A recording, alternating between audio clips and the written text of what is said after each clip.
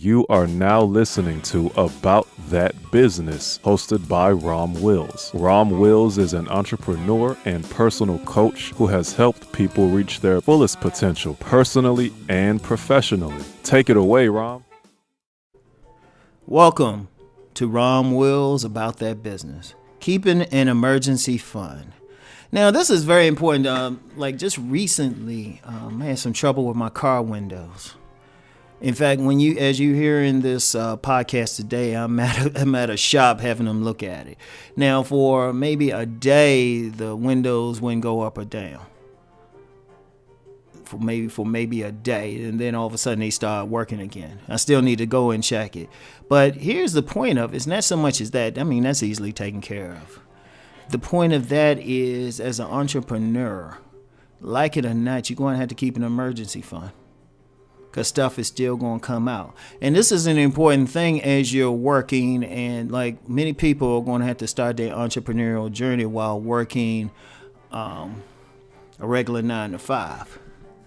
And one of the important ways of getting up there is, of course, the prevailing wisdom is to have maybe at least 3 months of bills covered before taking that leap. And that's a minimum. I would say in this day and age, but you probably need more. This is why more. So you probably need to cover the bills, the rent, mortgage, whatever you got, car notes, all your bills. But then you also got to factor in emergencies. You also got to factor in emergencies. Like if it's like, say you living in a house, you probably need, and something happens, and insurance might not cover it, like the roof leak or something. And I've actually heard of people in like good sized houses that they couldn't fix their roof. The roof leak, you're going to need money for that. Now, one of the ways to mitigate that is to establish good credit. And I've talked about that before. Like have just that one credit card whose sole purpose is for a house emergency or a car emergency, especially a car emergency, especially if that car is what you use to make money. You need to keep something around for that. But even more so than credit. See, credit is good, but the problem with credit is you got to pay it back. And if you're trying to do that entrepreneurial thing, you might have the job, you might have the business on the side, you might be making some money. But the problem with the credit, you can solve something right away, but now that's another bill. And often when you are entrepreneurial, you have a business going, sometimes, at least for the first few years, the profits can be razor thin.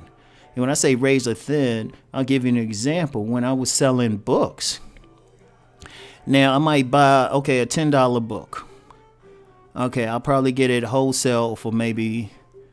I'll probably get it wholesale for $6. And of course I sell it for $10. Now, my profit is $4, but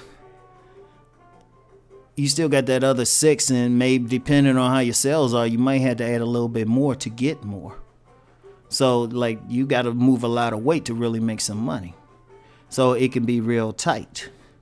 But regardless of how tight it is, even if you're squirreling away a little bit at the time, keep an emergency fund. You never know what's going to come up. And the preferable thing is to have some type of savings. Just put it, and the best way to do that is you put the money into that savings account, emergency fund. You can call it that, emergency. Like mine, I call my stash. And then I just, I let it get some interest, I let it grow, but I don't touch it.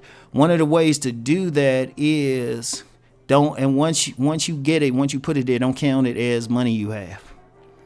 That's the best way to do it, because when you get in the mindset like, I can do something, I'll just dip into that. That's when you get in trouble. You got to treat that money, that emergency fund, like it doesn't exist. And in fact, if you do like Rom, even when I had this thing with the car and found out how much it potentially will cost to fix the issue, even then I was like, I ain't going into the stash. I had another bit of money for that. That's how deep you want to think about it, though. That is how deep you want to get into it. You want to be to the point you don't even want to touch your stash. You don't want to touch your credit.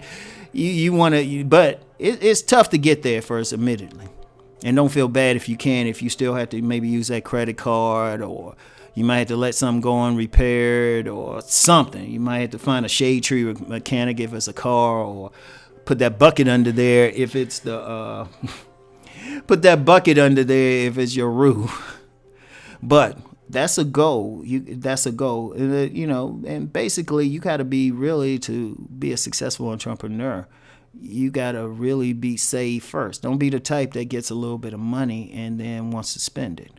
Because you get some people, they make that little bit of money, and some people see it as play money. Nah, it's not play money. You're trying to build it up, because you never know what's going to happen.